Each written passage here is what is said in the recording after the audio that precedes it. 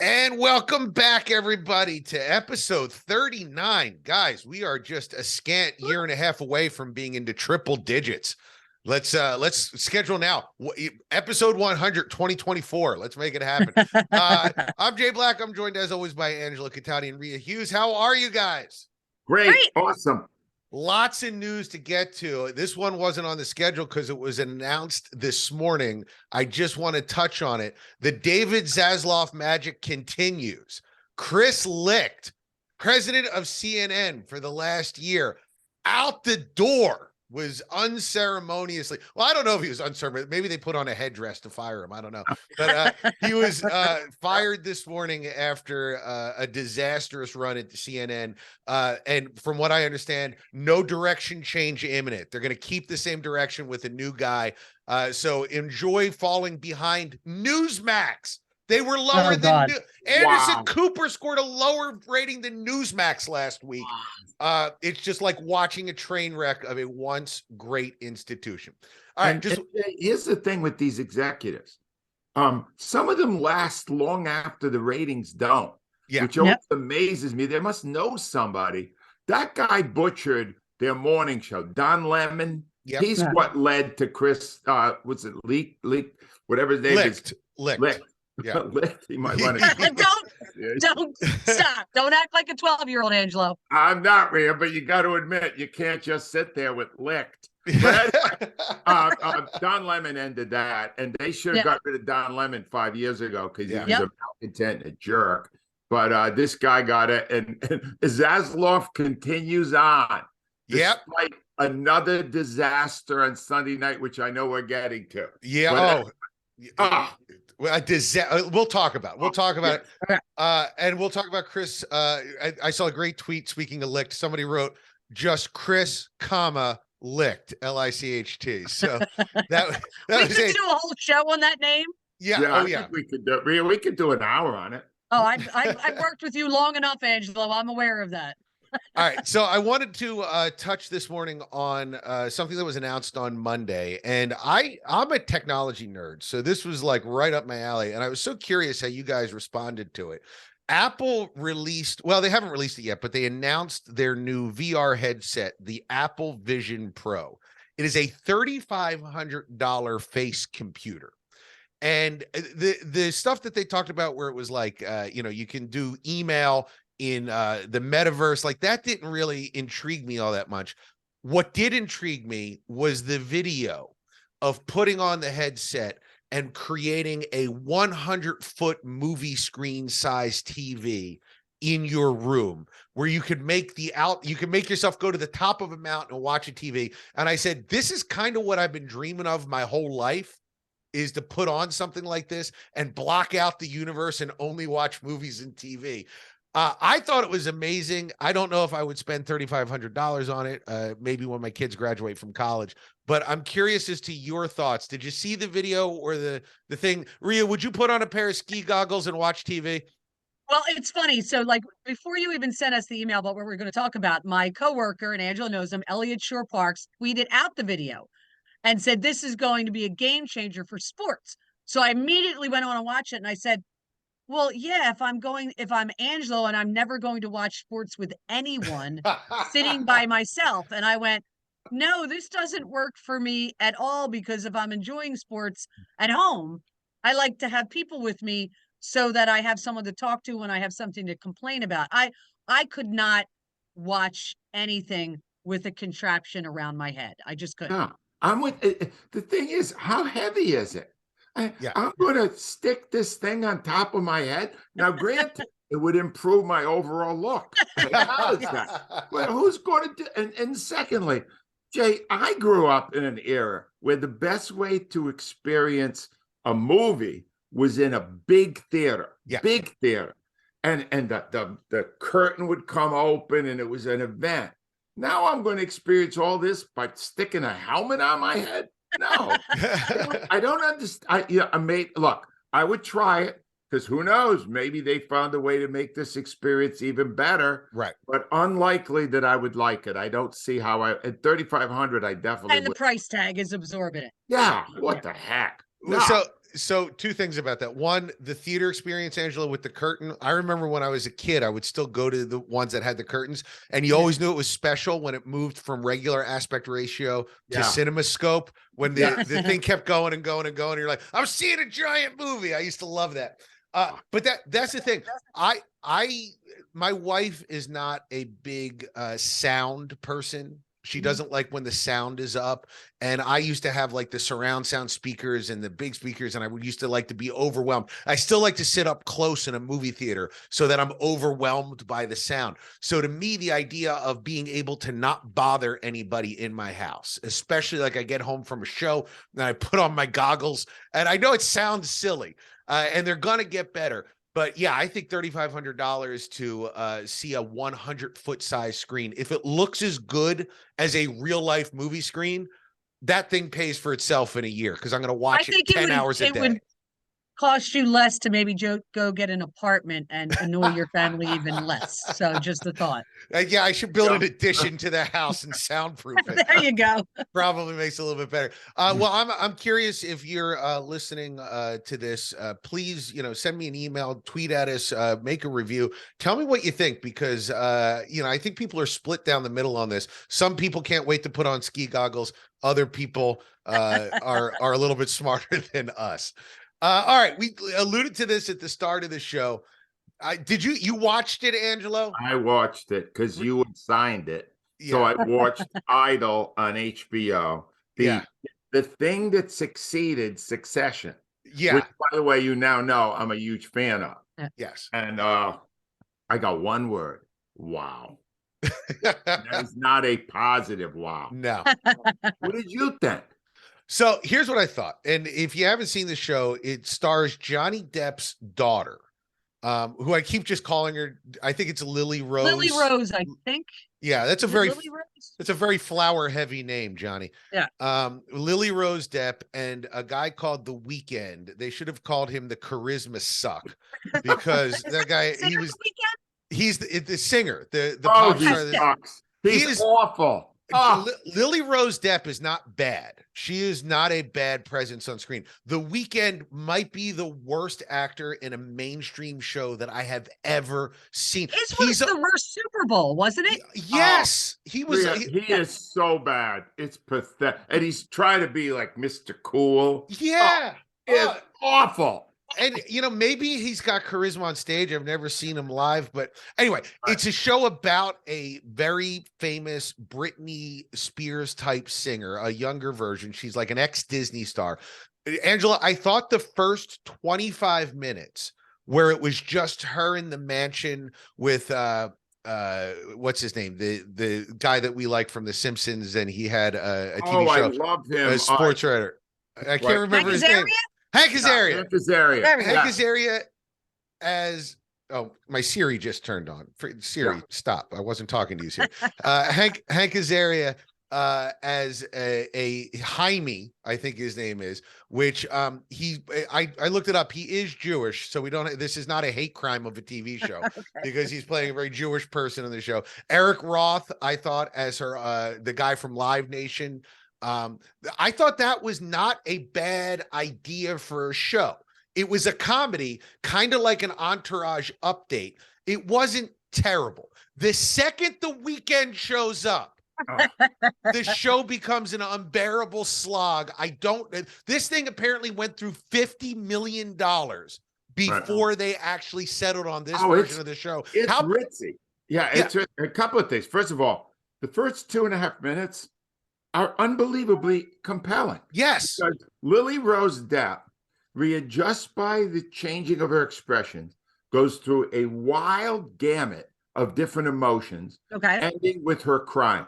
And you watch that and you go, that young woman can act. It's very impressive. Yeah. And then, oh my God. Can somebody, I don't want to get too delicate. If we had a bigger budget, I would have lit 3 cigarettes. We don't have a budget, Ann.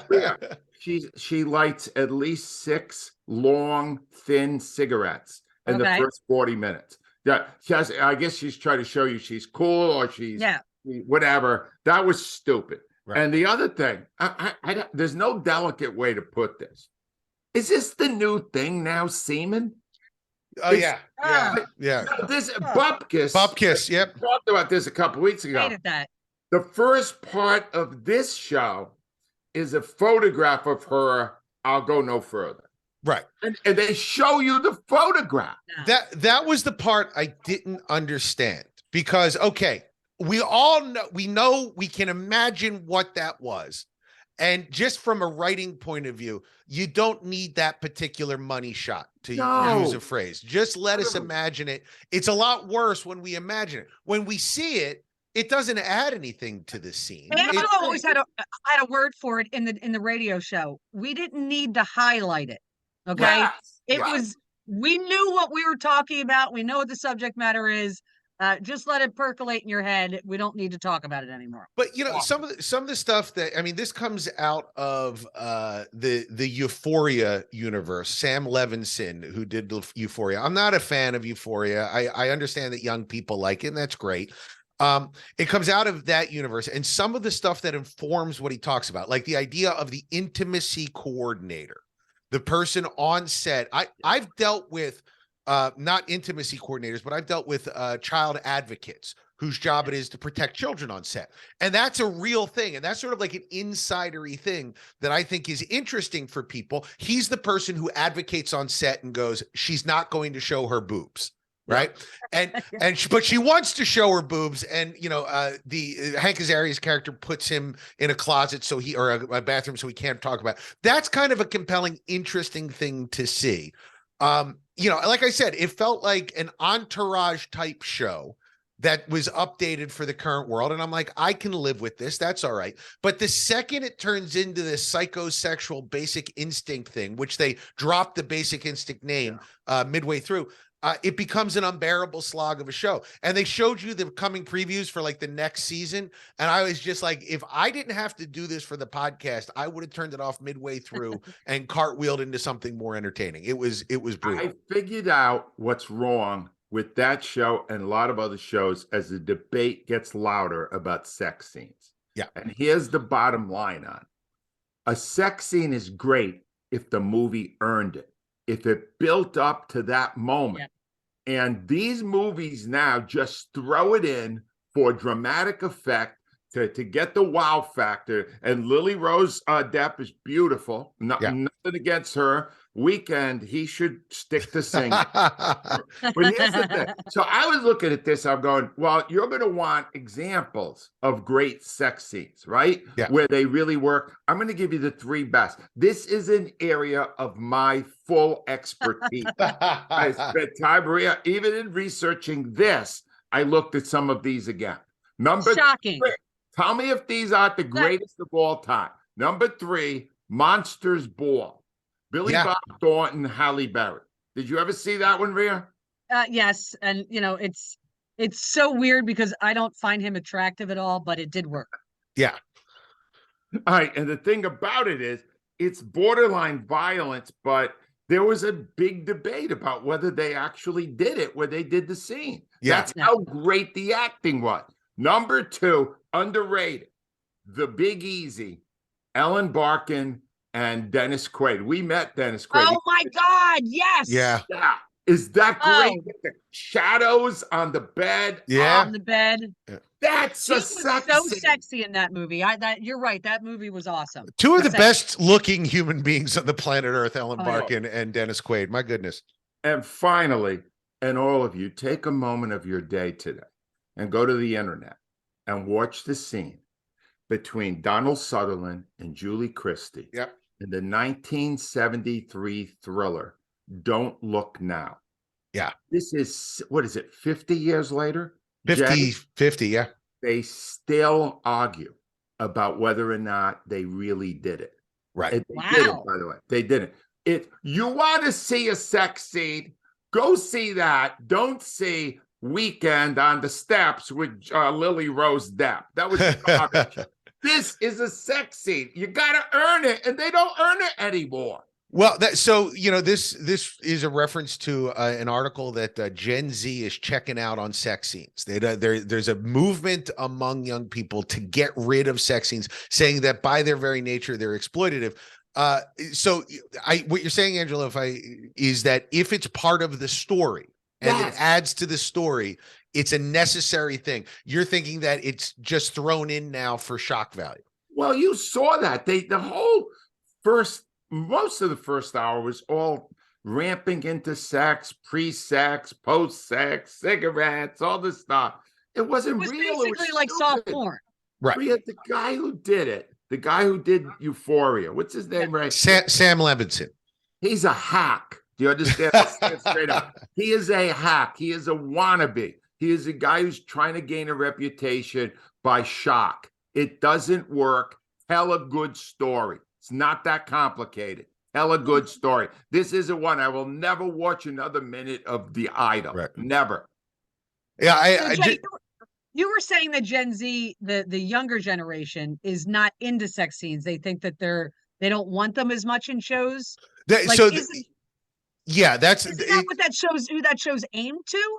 Yes, and I think that's part of the debate is that are these necessary? They're coming from the point of view that if an actress is doing a scene like this, or even an actor is doing a scene like this, then it can't be consensual, which is kind of I believe it can be. The role, yeah. They've read the script. Right. Yeah. I mean, it's when I put out a movie, I say that I had to pay extra for somebody with abs, because they want me to pay them extra for a dude to take a shirt off. He's consenting to take a shirt off. He's asking for money for that. So I don't necessarily feel bad about it. It's interesting because I think they get that from porn, because they have hot and cold running porn, the younger people. Yeah. And I feel like they kind of separate the two. There's story and there's sex. If I'm watching a movie, I want to see a story. If I'm watching sex, I'll watch porn. I think that's the difference, because in 1973, when you see Julie Christie and Donald Sutherland, there's no other way to see that. So I'm wondering if that's part of it. I may have to go see it again. You make a good point. And by the way, isn't that the one that, spoiler alert for a 50-year-old movie, ends with a little person killing Donald Sutherland dressed as his dead daughter? I only watched the set. You stop at that point. All right, fair enough.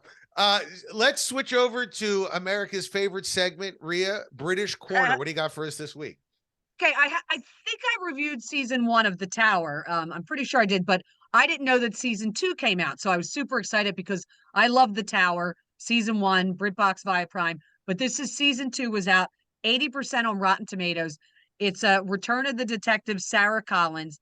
Gemma Whalen. Now, you might know her, Jay, because you're a Game of Thrones guy. She was Yara Greyjoy. Oh, sure. Yeah. Yeah. So she's the lead in this. And it's basically there are 2 investigations going on at once. And there are 4 episodes.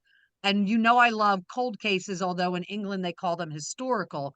What's really interesting about this historical case is they have it take place on the same day of Princess Diana's funeral. So you get references to the case around the funeral, which is not what any other show has ever done before, because they kind of, Princess Diana is just held in such regard there. I found it interesting. They kind of use that as a stepping off point. There's also another case, domestic violence, but it's real good. She's a great lead.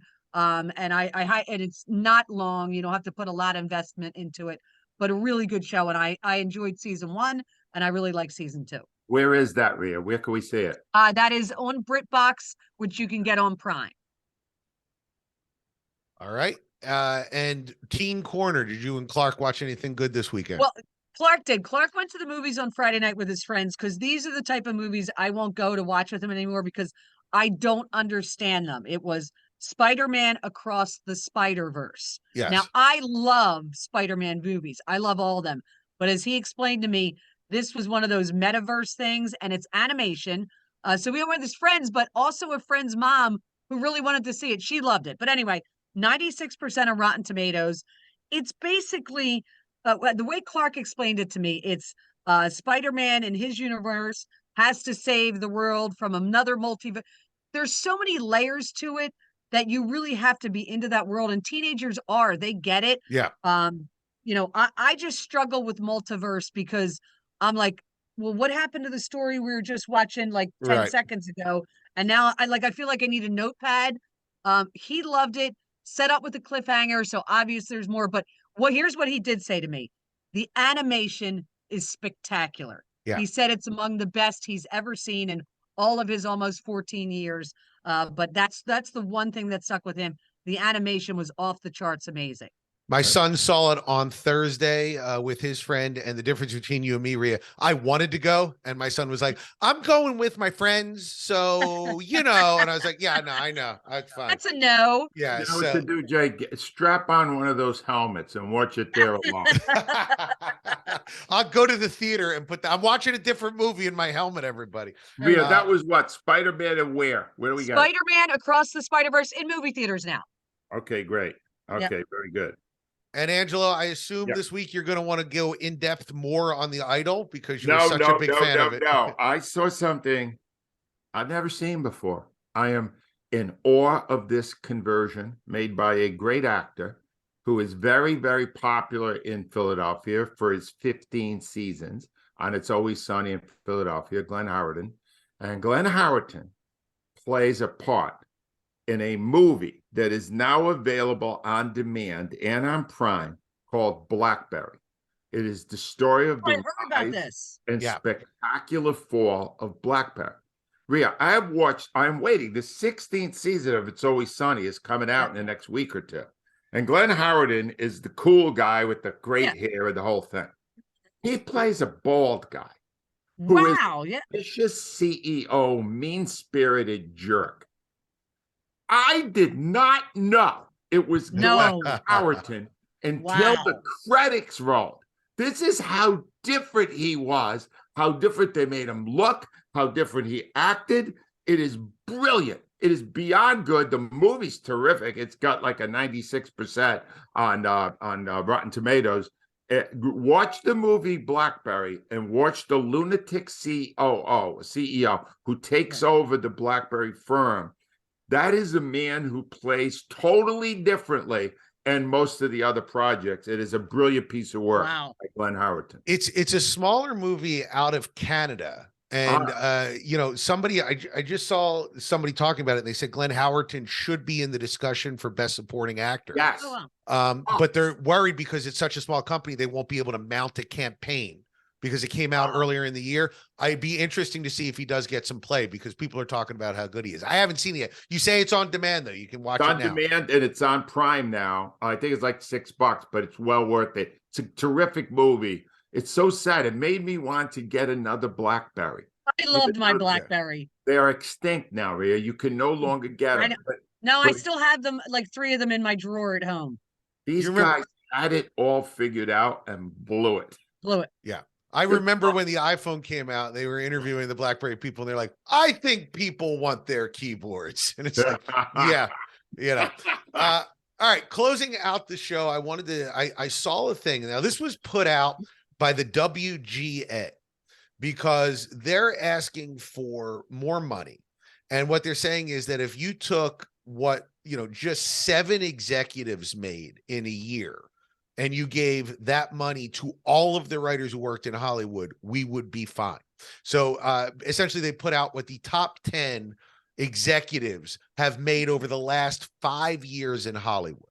And I just wanted to run through these numbers with you and just see if you guess. So over 5 years, I'll give you an over-under. You tell me what the over-under is.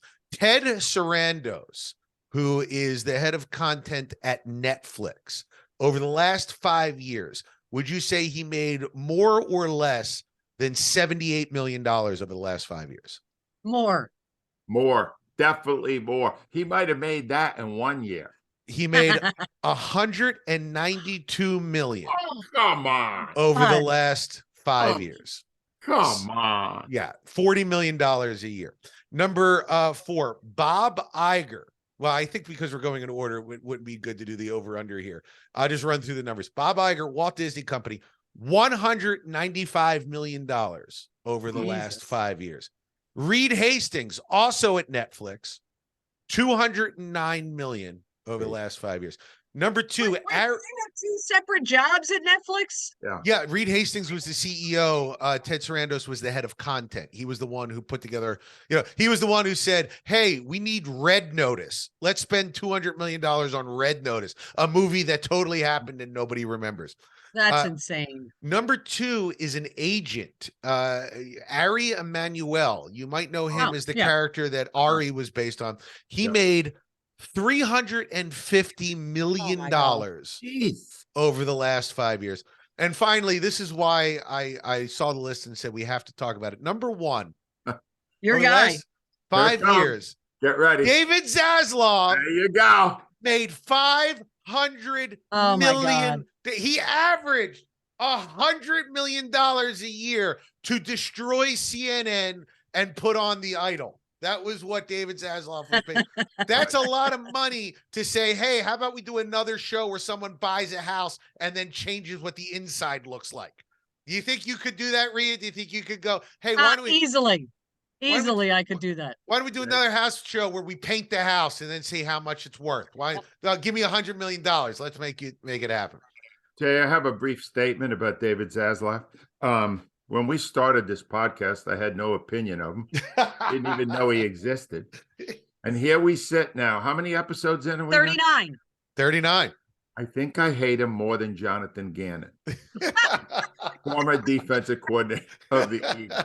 Honestly, you got to be kidding me that guy made $500 million? $500 million to run that company. Next time you're watching CNN and you look at the ratings and you say, oh, CNN had less than a rerun of an infomercial on the Home Shopping Network, just remember David Zaslav got $100 million to make that happen. And I would like to declare for the record, I do hate Jonathan Gannon more than anyone. All right, well, that is, I was at a performance of Tommy and Me last night. We did a Q&A, and of course, I took the moment to rip the guy. It got a bigger ovation than the play, which was great, and the people in it, that was great, and that any of us individually got. I said, screw you, Jonathan Gannon, and I almost brought the house down at the Bucks County Playhouse. So the biggest villain of all time. But you know what, David Zaslav, you're richer, and maybe you're even worse. All right, Angela, let's run through what do we watch or what do we talk this week? Let's do this. All right, well, with the tech news you have to deal with. CNN, you know where to get that. If you want to see Chris licked after he got licked, can't help it. The Idol, which none of us recommend in any way, is on Max. The Tower is on Prime. The new Spider-Man movie is in movie theaters anywhere, and BlackBerry is available on demand and Prime, and it's really good. Very nice, guys. Thank you so much. I'm going to go put on my helmet and watch the BlackBerry movie. And while I'm there, guys, please join us next week for the Zaslav cast. You will not see me next week. I'm on vacation, so I will see you guys in 2 weeks. 2 weeks. We'll miss you, Rhea. We'll miss you, and we're expecting you coming back tan and ready to go from your vacation. Well, have you seen me? I'm quite pale, and it's probably I'll be sunburnt, so I'll be sunburnt. Yeah, you bet. We'll see crispy Rhea in 2 weeks, yes. Everybody.